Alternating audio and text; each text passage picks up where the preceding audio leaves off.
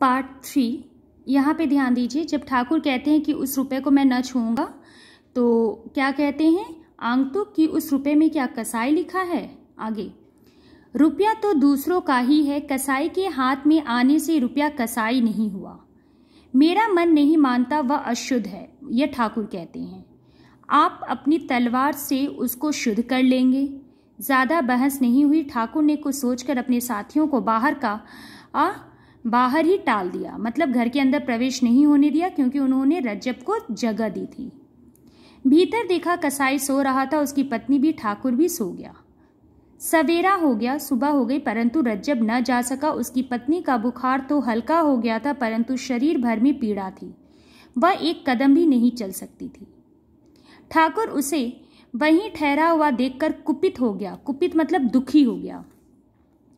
रज्जब ने बोला, मैंने खूब मेहमान इकट्ठे किए हैं। गांव भर थोड़ी देर में तुम लोगों को मेरी पौर में टिका हुआ देखकर तरह तरह की बकवास करेगा। तुम बाहर जाओ और इसी समय। रज्जब से बोले ठाकुर साहब कि मैंने कुछ मेहमानों को बुलाया है और गांव के लोग तुम्हें देख लेंगे तो तरह तरह की बातें बनाएंगे, तो तुम अभी निकल जाओ मेरे पौर से। रज्जब ने बहुत विनती की, किंतु ठाकुर न माना। यद्यपि गांव उसके दबदबे को मानता था। किसके दबदबे को? ठाकुर के दबदबे को।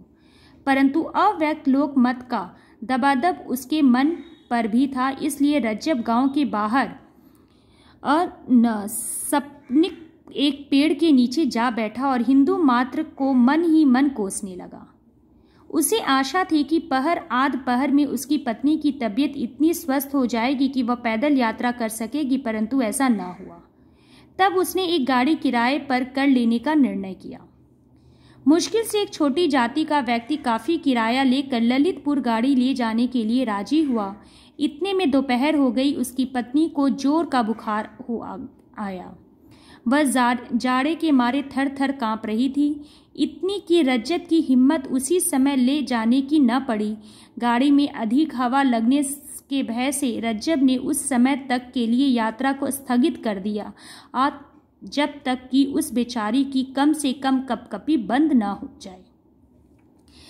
जब ठाकुर साहब ने उसे अपने घर से निकल जाने के लिए कहा और रज्जब की विनती को न स्वीकार किया, तो रज्जब एक पेड़ के नीचे आकर अपनी पत्नी को लेकर बैठ गया। रज्जब को लगा कि उसकी पत्नी की तबीयत आधे एक घंटे में ठीक हो जाएगी, फिर वो पैदल यात्रा कर सकेगा, पर ऐसी स्थिति न हुई। बाध्य होकर उसे एक बैलगाड़ी करनी पड़ी।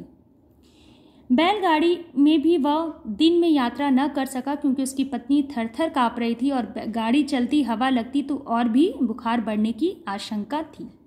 इसलिए रज्जब ने दिन में यात्रा करना छोड़कर थोड़ी देर बाद यात्रा करने का निश्चय किया। तब तक वह अपनी पत्नी को पेड़ के नीचे लेकर ही बैठा रहा।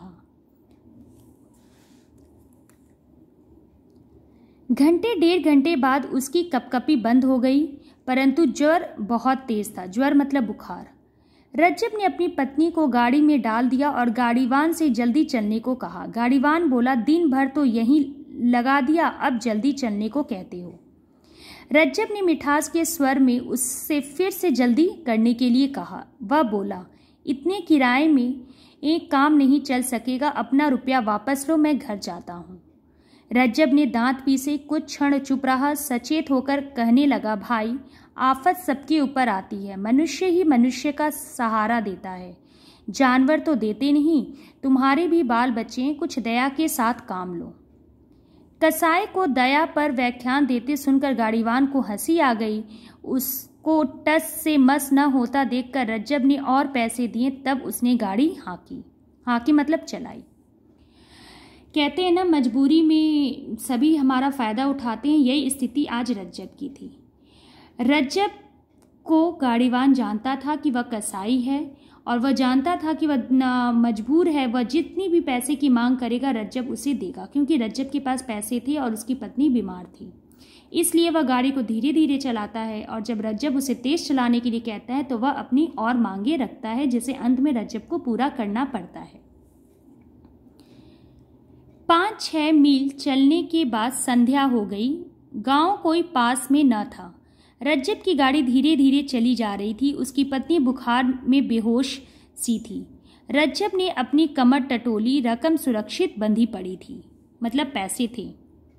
रज्जब को स्मरण हुआ, याद आया कि पत्नी के बुखार के कारण आंटी का कुछ बोझ कम कर देना पड़ा था, और स्मरण हुआ गाड़ीवान का वह एक हट जिसके कारण उसको कुछ पैसे व्यर्थ ही और दे देने पड़े थे।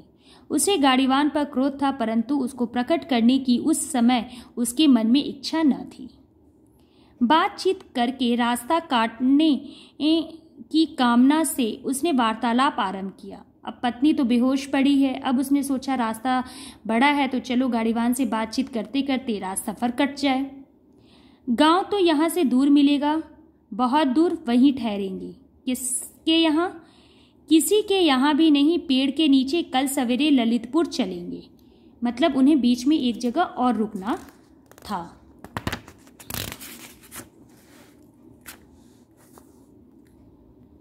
कल का फिर पैसा मांग उठना। अब रज्जब कहता है, कैसे मांग उठूंगा? किराया ले चुका हूँ, अब फिर से कैसे मांगूंगा? जैसे आज गांव में हट करके मांगा था। बेटा ललितपुर होता तो बतला देता। क्या बतला देते? क्या सेतमित गाड़ी में बैठना चाहते हो? क्यों बे, क्या रुपया देकर भी सेतमित का बैठना कहता है? जानता है मेरा नाम रज्जब है, अगर बीच में गड़बड़ करेगा तो साले को यहीं छुरे से काट कर कहीं फेंक दूंगा और गाड़ी लेकर ललितपुर चल दूंगा। रज्जब क्रोध को प्रकट नहीं करना चाहता था, परंतु शायद अकारण ही वह भली भांति प्रकट हो गया। आगे हम नेक्स्ट वीडियो में पढ़ते हैं।